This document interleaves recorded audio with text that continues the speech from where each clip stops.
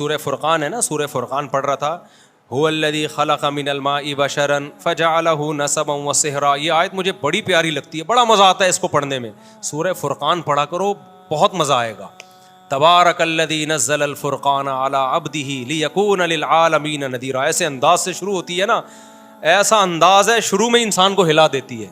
بہت برکت والی ہے وہ ذات جس نے اپنے ایک بندے پر الفرقان, حق اور باطل میں دودھ کا دودھ اور پانی کی طرح فرق کرنے والی کتاب پیدا کی ہے, کانسیپٹ کو کلیئر کرنے والی کتاب پیدا کی, الفرقان.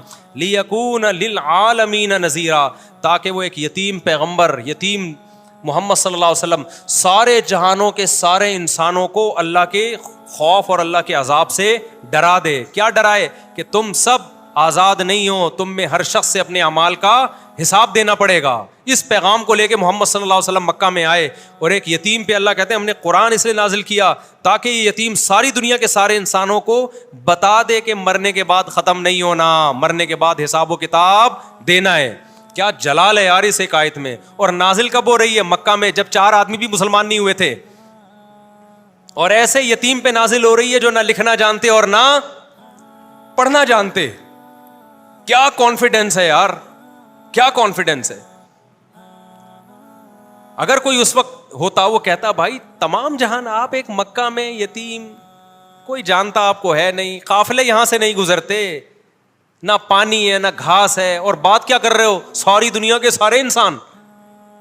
اللہ کہتا ہے وہ اللہ وہ برکت والی ذات ہے جس نے قرآن کو نازل کیا, اس قرآن کے ذریعے ہی پھیلا دے گا اللہ. اور آج پھیلا دیا نا پوری دنیا میں. دنیا میں کوئی ایک چپا ایسا نہیں ہے جہاں قرآن پڑھا نہ جاتا ہو. دنیا میں سب سے زیادہ نام اللہ کا لیا جاتا ہے. اذانیں دیکھو پوری دنیا میں پھیل چکی ہیں.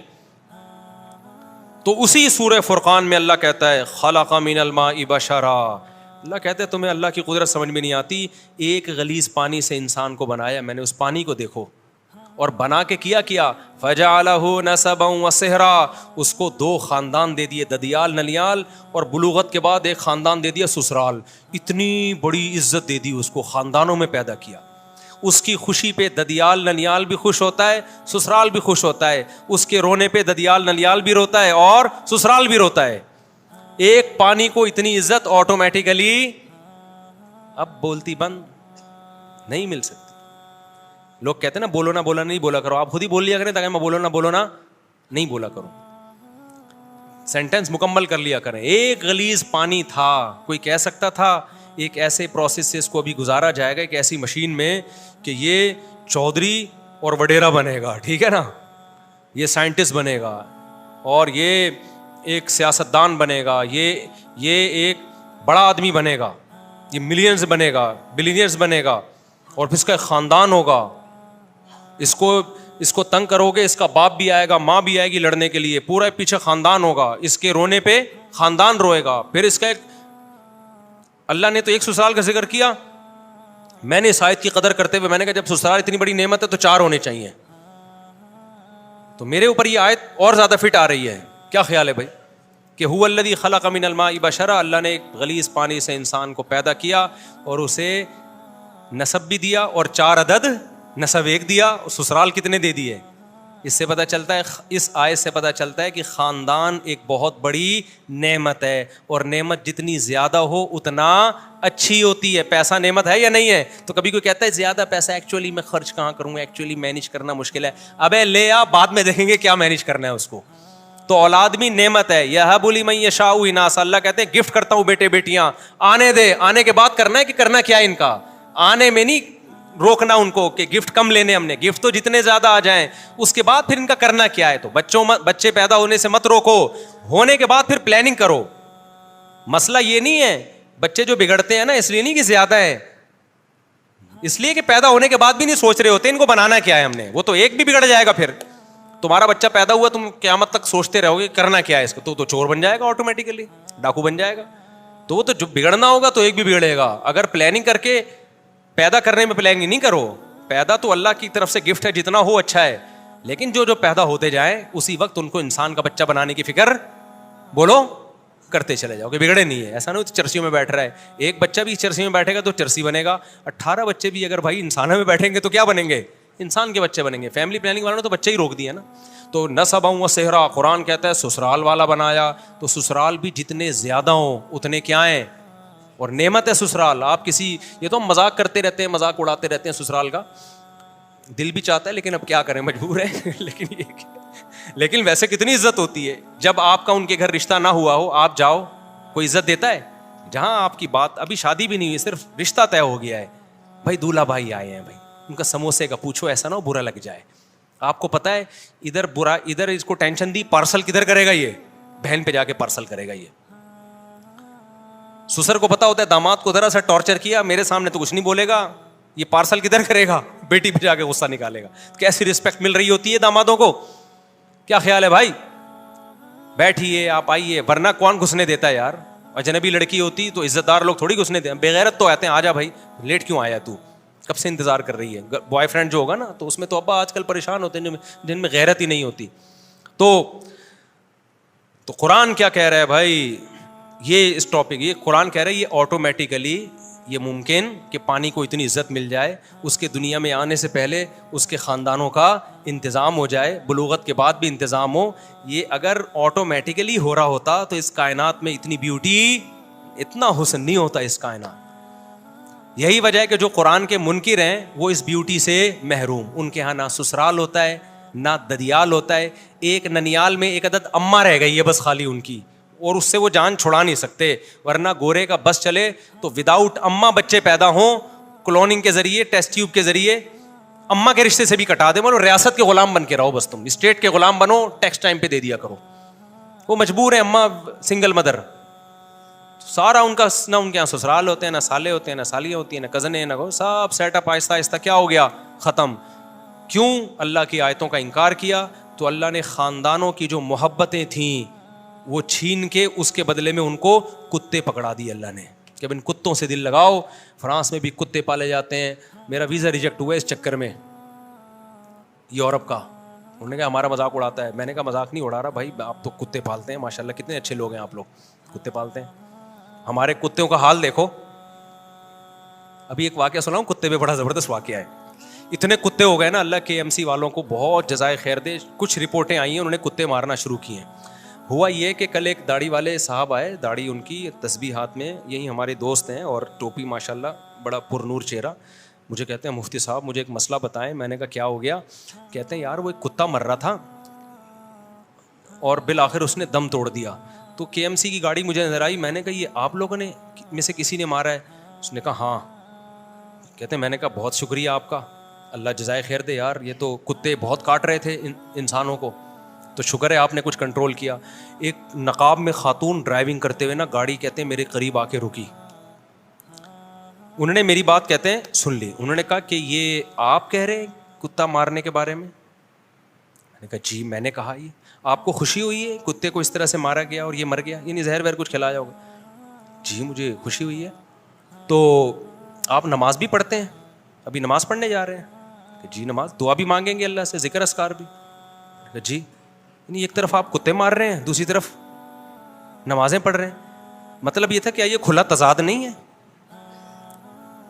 یعنی ایک طرف آپ ٹوپی پہن کے, داڑھی پہن کے اتنے اچھے کام بھی کر رہے ہو, اور دوسری طرف ان مخلوق پر کتوں کے ساتھ یہ ظلم.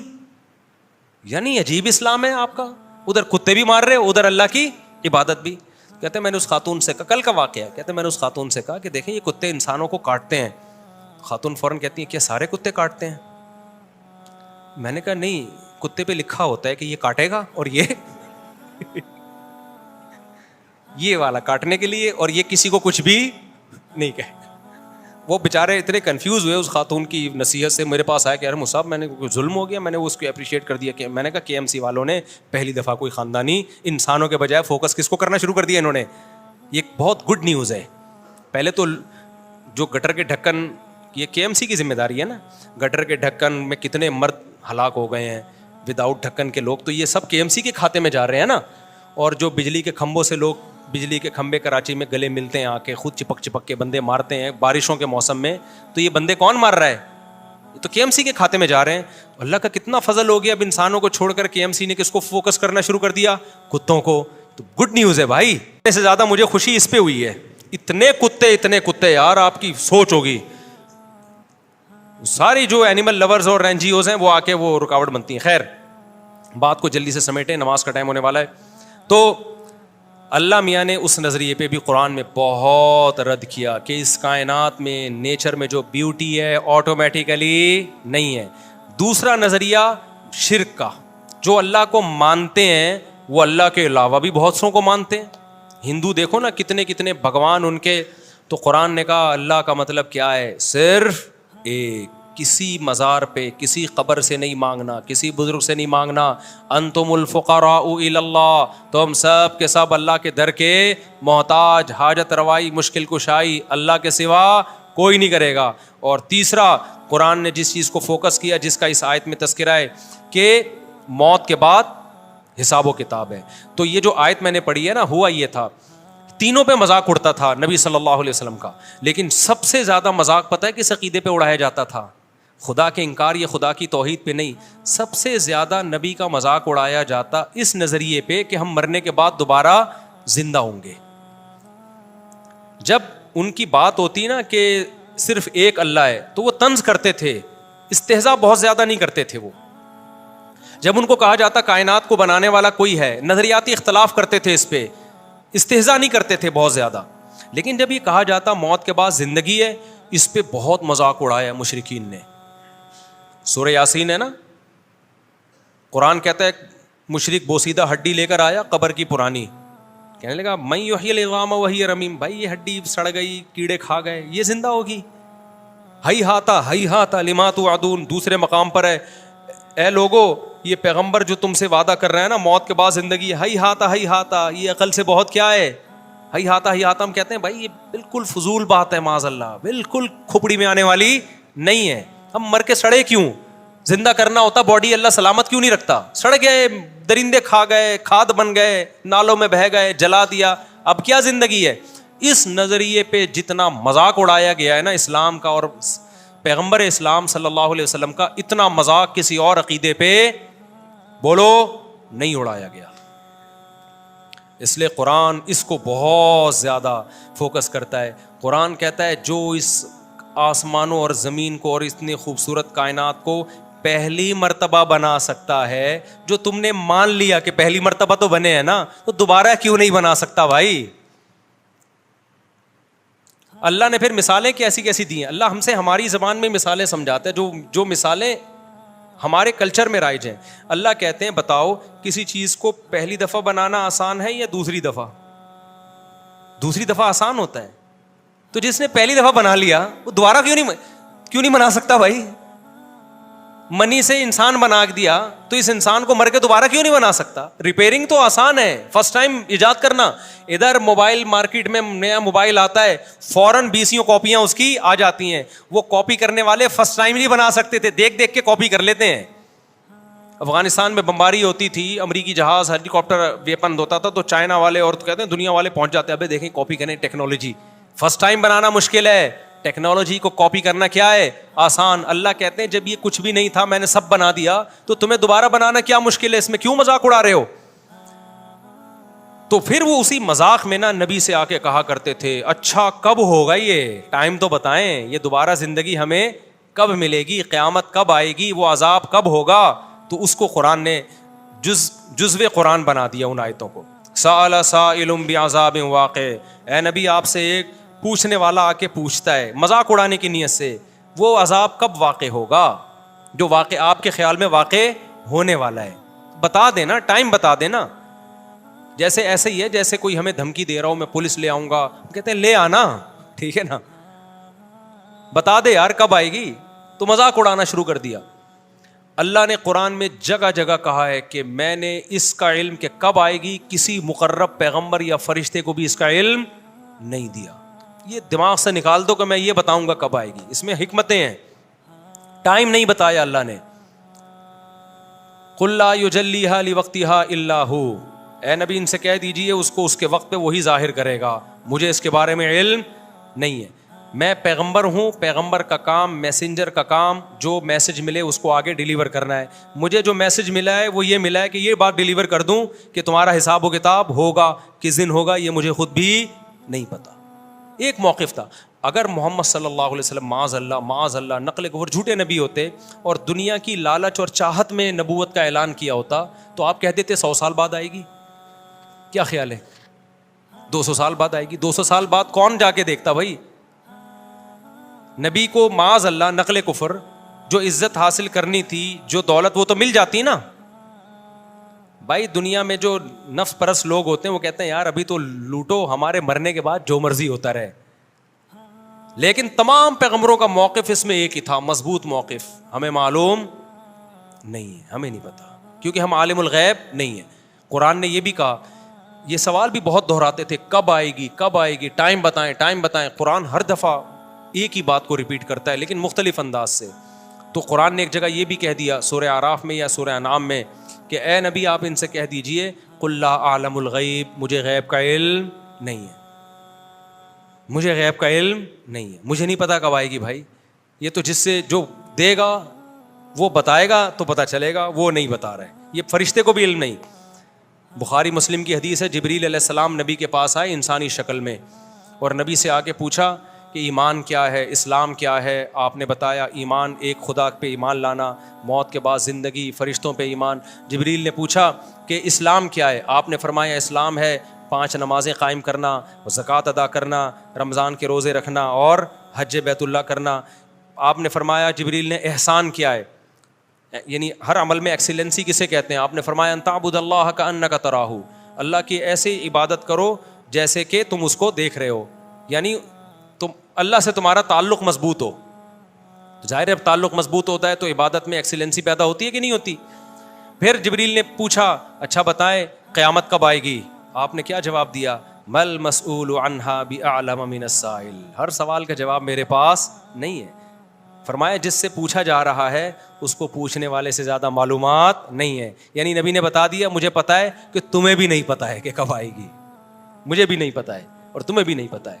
پھر جبریل نے کہا کہ یا رسول اللہ علامتیں بتائیں قیامت کی، یہ تو نہیں پتا کب آئے گی، کچھ علامتیں تو ہوں گی، آپ نے علامتیں بتائی ہیں. ہمارے نبی نے قیامت کی علامتیں بتائی ہیں، قیامت کا ٹائم نہیں بتایا. اس میں ایک بڑی علامت کیا بتائی، ان تلد الامۃ ربتها، باندی اپنے آقا کو جنے گی. کیا مطلب؟ ہونا یہ چاہیے جو پیدا ہوا ہے وہ جس نے پیدا کیا اس کو اپنی ماں یا اپنا باپ سمجھے، لیکن پیدا ہونے کے بعد آپ اپنا باپ پیدا کرو گے، جو کہ آج کل کیا ہو رہا ہے. آج کل اولادیں ماں باپ سے ڈرتی ہیں، جوان اولادیں ماں باپ سے ڈرتی ہیں، ماں باپ جوان اولادوں سے ڈرتے ہیں. بولو نا، ماں باپ ڈرتے ہیں کس سے؟ بہویں ساسوں سے ڈرتی ہیں یا ساسیں بہوؤں سے ڈرتی ہیں؟ ساسیں بہوؤں سے ڈرتی ہیں. آج کل بہو آئی ہے بیچ کے نہ کھا جائے ہمیں. ونس اپون اے ٹائم بہوؤں پہ ظلم بہت زیادہ ہوا، اب بھی ہوتا ہے، لیکن اب ساس کو بھی لفٹ کرانا جو مدر ان لا ہے قرآن کے مطابق، اس کو لفٹ کرانا انڈیپینڈنٹ انڈیویجول میں لائف گزارتی ہے. میرے ہسبینڈ نے یہ، میں ان کی وائف ہوں، آپ کون ہیں؟ آپ ان کی مدر ہوں گی نا. لائف کو انجوائے کریں اپنے ہسبینڈ کے ساتھ. وہ کہہ رہی بیٹا پانی پلا دو، بیٹا آج کچھ اچھی سی کھچڑی پکا کے کھلا دو، تو فوراً ایک بیان چلا دیں گی بہو پہ ساس کی خدمت واجب نہیں ہے، اور ساس سسر کا اسلام میں کوئی رشتہ نہیں ہے. اس کا مطلب یہ جو قرآن نے کہا ہے کہ اس نے پانی سے انسان کو پیدا کر کے نسب والا سسرال والا بنایا، تو یہ سسرال والا اللہ نے اہم ہی ذکر کر دیا. تو سسرال والے میں تو سب سے پہلے ساس سسر ہی آئیں گے نا، شوہر کے ماں باپ ہی تو آئیں گے. یہ تو اللہ میاں نے ایسے ہی کہہ دیا. نئے نئے اسکالر مارکیٹ میں آ رہے ہیں، کچھ بھی پھینکتے چلے جاؤ پھینکتے چلے جاؤ. میں مانتا ہوں بہوؤں پہ بڑا ظلم ہوتا ہے، وہ حرام ہے، ناجائز ہے جو آج کل ظلم چل رہا ہے مارکیٹ میں، لیکن یہ بھی نہیں ہے کہ بہو اور ساس کا کوئی رشتہ ہی نہیں ہے. بھائی رشتہ ہے، اور ایک محترم رشتہ اللہ نے بنا دیا. تو خیر کہاں سے بات، جلدی جلدی ٹائم بہت کم رہ گیا، جلدی کدھر چھوڑا ہے میں نے؟ پانی. ہاں، ان تلد الامۃ ربتہا، نبی نے فرمایا قیامت کی علامات ہیں کہ باندی اپنے آقا کو جنے گی، یعنی باپ اپنے باپ کو جنے گا. آج کل جو ابا سے پیدا ہو رہے ہیں نا وہ ابا کے باپ پیدا ہو رہے ہیں. ابا پوچھ ہی نہیں سکتے تو لیٹ کیوں آ رہا ہے، پوچھ سکتے ہیں آج کل جوان اولادوں سے گٹر کے ڈھکن پہ اتنی دیر سے کیا کر رہا تھا بیٹھا ہوا. فوراً جو فلمیں ڈرامے دیکھتے ہیں نا، ڈیڈی پاپا، ایک تو ابو بلوایا کرو یار ابا کو. ابو کے لفظ میں کتنا پیار ہے یار، شکر ہے ہم اپنے ابو کو ابو بولتے تھے. پاپا ڈیڈی بھی جائز ہے، بابا بھی جائز ہے. میرے ایک چینل کے بچے مجھے بابا بولتے ہیں، 3 چینلوں کے ابو بولتے ہیں. میرے پاس تو ہر قسم کی سہولت ہے، ڈیڈی بھی بلوا سکتا ہوں، لیکن جو بابا بولتے ہیں نا میرا دل چاہتا ہے وہ مجھے کیا بولیں، ابو بولے. ابو کے لفظ میں بڑا پیار ہے یار. خیر بابا پاپا ڈیڈی بھی چلتا ہے. ایک تو ہمارے جاننے والے ہیں, وہ ناراض نہ ہو جائیں, ان کے بابا پاپا اس طرح کتنے ہیں, تو لوگ کہتے ہیں بیکری کا سارا آئٹم ان کے یہاں, پاپا بھی اور پتہ نہیں مختلف چیزیں ان کے یہاں ہیں, اور بھی ہیں وہ نہیں لوں گا, وہ پھر ناراض ہو جائیں گے. وہ سارے بیکری کے آئٹم ہیں جو انہوں نے گھر میں لا کے رشتوں کے نام رکھے ہوئے ہیں. تو ابو کا لفظ میں کیا ہے, امی کے لفظ میں کیا ہے, پیار ہے بہت. امی ابو کتنا پیارا لفظ لگتا ہے. سارے چیزیں گوروں کی. ڈیڈ, جب ڈیڈ بولو گے نا تو بولے گا oh dad what are you doing, صحیح ہے نا, وہ پھر پوری انگلش لے گا, آدھی نہیں لے گا وہ. ابو کو ایسا بولنا بہت, ابو کے لفظ میں اتنا پیار ہے. ابو یہ کیا کر رہے, یہ نکلتا ہی نہیں ہے منہ سے. ابو بول دیا تو بس ہتھیار آپ نے ڈال دیے. اب ایسا نہ ہو ڈیڈی کو جا کے کچھ الٹا سیدھا بولنا شروع کر دو. ڈیڈ بول رہے ہو, ابو بول رہے ہو, چلو جو مرضی بولو, لیکن باپ کو سمجھو. کیا باپ ہے, وہ تمہیں ڈانٹ سکتا ہے, ضرورت پڑے تو تھپڑ بھی لگا سکتا ہے, مار دے, آگے سے سینہ مت اکڑا کرو. یہ قیامت کی علامات ہیں کہ بڑے چھوٹے بن جائیں گے, اور چھوٹے کیا بن جائیں گے, باپ بن جائیں گے. وقت مکمل ہو گیا, اذان بھی ہونے والی ہے. تو یہ 3 ٹاپک سمجھ میں آ گئے. تو سأل سائل بعذاب واقعی میں بھی یہی کہ اس نے پوچھا کب آئے گی, تو اللہ نے فرمایا للکافرین لیس لہ دافع, جب آئے گی یہ تو میں نہیں بتاؤں گا.